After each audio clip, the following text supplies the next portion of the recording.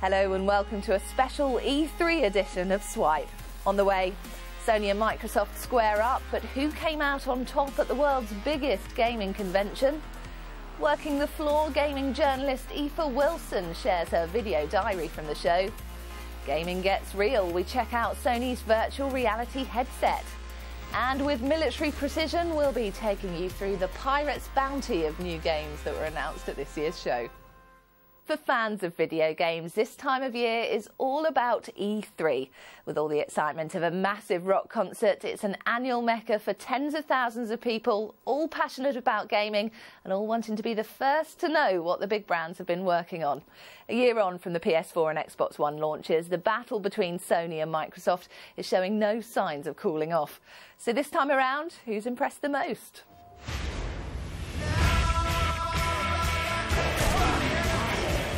In the battle to be the best, both Sony and Microsoft know it's all to play for when it comes to convincing the industry and the public which console is best.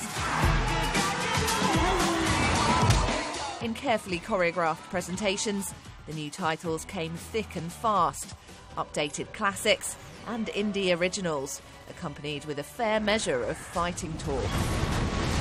From its graphic fidelity to its dynamic social experiences, to its deeply immersive gameplay, Destiny will help define this next generation of gaming.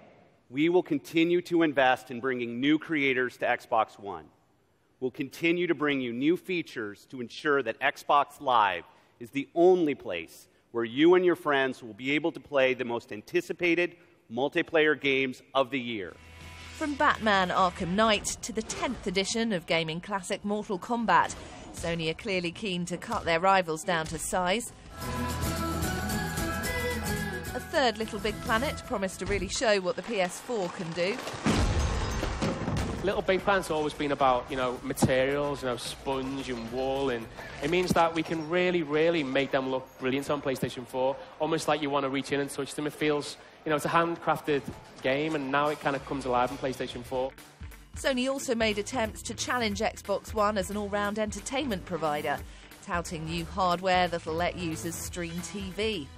In return, Microsoft brought out the big guns, recoding the main games from its blockbuster sci-fi shooter series Halo to issue a special collection for the Xbox One containing every title. But it was also going big with indie games.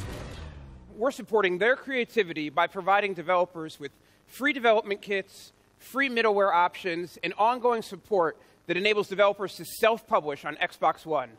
For the thousands of gaming professionals who came to LA, E3 hasn't disappointed.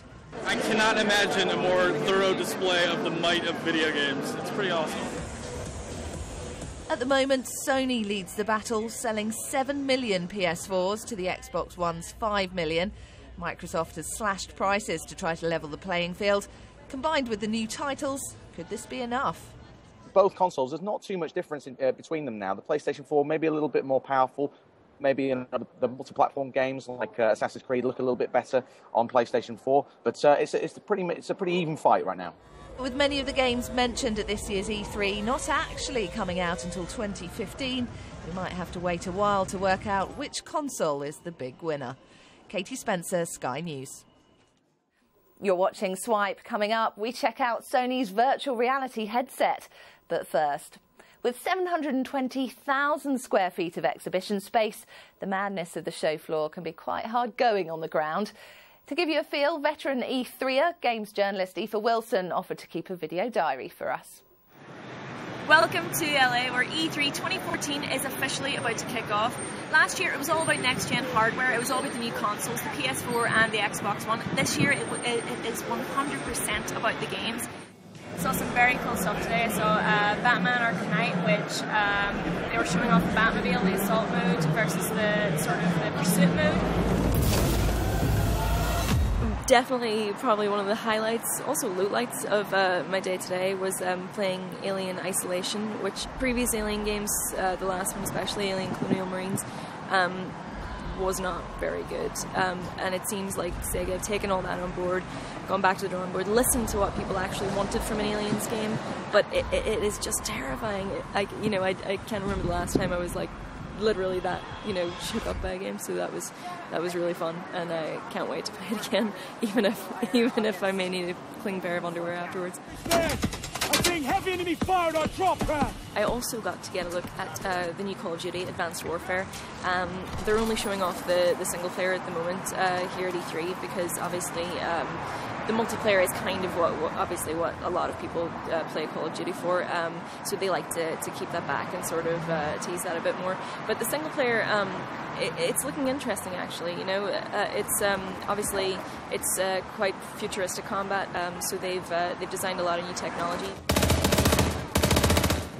I'm really excited to see more of Far Cry 4. I mean, I absolutely loved the third game, which came out, I think, last year, just because it was just so much fun, you know? It was, you could go, you know, running through the story as fast as you like, but it was just really fun to sort of explore the island. So yeah, that's E3 2014. It was a really good year overall, I think, for games especially. Obviously last year it was mostly about the hardware. This year it was all about the games, and unfortunately, with a few exceptions, we'll have to wait for a lot of those games until next year at the earliest. But at least we know they're coming, and they do look pretty good. But I'm going to hit the beach, so see you guys next year. You're watching Swipe. Coming up, why everything isn't awesome in Legoland. But first, aside from the new titles, another big talking point at E3 this year has been virtual reality. Headsets from both the Oculus Rift and Sony's Project Morpheus were on show at dozens of demo areas for people to try out. So we asked reporter Robert Gray to take a look. Well, at E3 2014, you've got some 50,000 folks in here. You've got gamers, fanboys, media, all here to check out all of the games, the bells and whistles here, designed to push the consoles that debuted in last year's show. Now, while they're getting a sneak peek at what's going to come out for the holiday season, we're going to take actually a look ahead of that. And we're joined by Richard Marks. He is with Sony PlayStation R&D. And Richard, thanks for joining us. Thank you. Thank you. So basically, we're going to jump ahead of this console generation, or at least the future of gaming. You guys are bringing it to the floor here with your Project Morpheus. And for the uninitiated, that's virtual reality. Briefly, just tell us how it works. We're seeing a demo right here behind us. Well, basically, Morpheus is a headset that you put on your head, and then when you rotate it, you get a full 360 view of what's happening in the virtual world in the game. And it uses the camera to track the colored lights you see on the headset, and there's sensors inside of the headset as well. And we combine that all together, and then that creates the virtual reality experience. And you actually feel yourself in the game. I mean, you've got a luge game. You've got a gentleman there playing the Deep, which is a shark experience, and you're navigating it really just by turning your head, but you can actually get butterflies in your stomach. Yeah, when you go over the hills in the luge experience, you can really feel that kind of when your stomach just lurches up. And we should note that you need the PlayStation 4, of course, for this to work. Everyone's going to want to know, when this is coming and what's going to be entailed. Any kind of a price ballpark? Well, we're giving these prototypes out to our developers right now to create experiences, and once we get a good set of experiences and we finalize the hardware, we'll be ready to get it out there for people. Now, we've heard a lot about virtual reality and going beyond gaming applications. Maybe you could be hiking a mountain virtually or take yourself to the World Cup or somewhere else like that. How would that work? Will Sony develop this, or would these be partnership opportunities? Well, our biggest focus is games because we are PlayStation, but we are looking at other things you could do with it. For example, we've worked with JPL, NASA, to make an experience where you really feel like you're standing on Mars. We're talking to other people in Hollywood who are interested in telling stories using virtual reality, so there's a lot of possibilities, I think. So maybe you could visit some of your favorite places from the movies and feel like you're really there taking the tour. Right. I mean, people get so invested in these places, in the stories, and they could actually feel like they're walking around those virtual worlds. And, of course, there could be a gaming tie-in as well. Maybe so, yeah. All right. Well, Rick Marks, thanks so much for joining us from Sony's PlayStation R&D. You're watching Swipe. Coming up, Halo new games. We're taking a closer look at the big titles that have been revealed. But first, here's a roundup of some of the other stories you might have missed this week. The EU's competition regulator is investigating Apple over tax deals it made with several European countries. The technology giant has agreements with tax authorities in Ireland, the Netherlands and Luxembourg as part of their strategy to minimise the tax it pays. Apple's Irish arrangements meant it paid just 3.7% on non-US income last year. Although the headlines are about Apple's tax, This is the EU saying, right, we're now going to start looking at the way jurisdictions, like the Republic of Ireland, attract companies to do business, set themselves up to pay tax in their countries. We all know using your phone while driving is a bad idea, and it's hoped this new road safety film will make people think twice. Cinema goers sit watching a car driving down a quiet road when suddenly they all get a text. It's designed to highlight just how dangerous texting and driving can be. Mega Upload founder Kim.com is offering a £3 million reward to anyone who can prove he's been targeted illegally in the piracy case against him.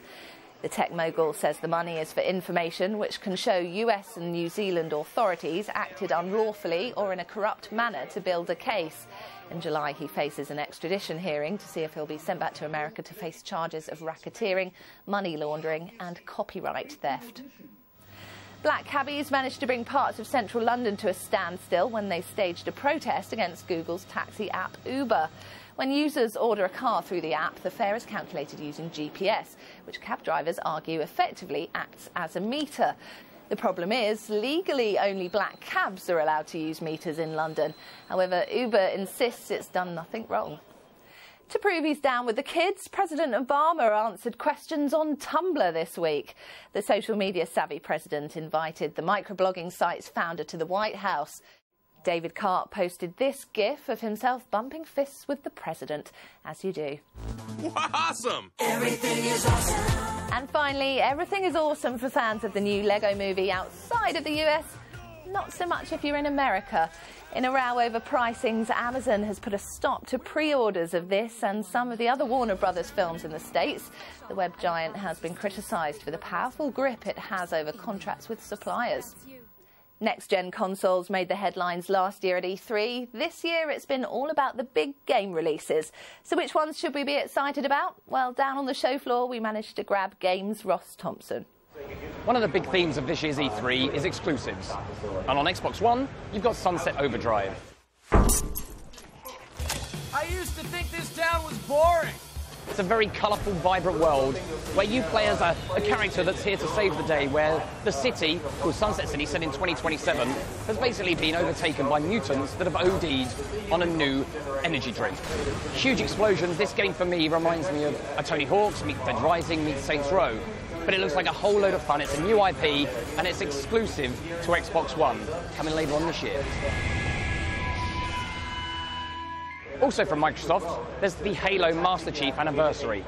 In preparation for Halo 5, this offers you Halos 1, 2, 3 and 4, all there for Xbox One users. Halo 2 has been fully remastered, and there is a full playlist of over 100 maps that you can make into your own custom playlist. To find him, you have to forget the stories. You also get access to the Halo 5 beta, and if you're a Halo fan or not, this is a great way of getting yourself back into the Halo franchise for the first time, or if you've already played them, play through it again in preparation for Halo 5. From Sony, you've got Little Big Planet 3. So Little Big Planet franchise is exclusive to PS3 and PS4, and the first time on PS4. And this offers you Sackboy returning, plus also 3 new characters. You've got Oddsock, who is a very fast-paced character that can jump up walls. You've got Toggle, who can basically be huge or large and get through different areas and weigh down units. And then you've got Swoop, who can fly wherever you need to in the map, but also pick up other characters if you get stuck. It's all about working together to get through each of the levels. Sackboy also has new abilities. There's so many levels, plus all the user-generated content that will be available for people to do also. Lastly, there was Uncharted 4. So not coming out until 2015, but this is one of the biggest franchises from Naughty Dog. And for me, it's got success written all over it for PlayStation 4. If there's one thing I've learned in all these years, it's there's no such thing as a surefire plan. We've seen a very quick glimpse trailer of what this is all about, where Drake is awakened in a river of a jungle. He seems a little bit haggard, but he gets up, and there's a commentary that basically says, let's do this one last time. Will it be the end of Drake? Who knows? Only time will tell. Uncharted 4, A Thief's End, is going to come in 2015. We don't know a huge amount about it now, but the hype will definitely build now we've seen this first trailer. It's got success written all over it for the Sony PlayStation 4. And with it being exclusive, again, this could definitely help Sony in the battle of the consoles.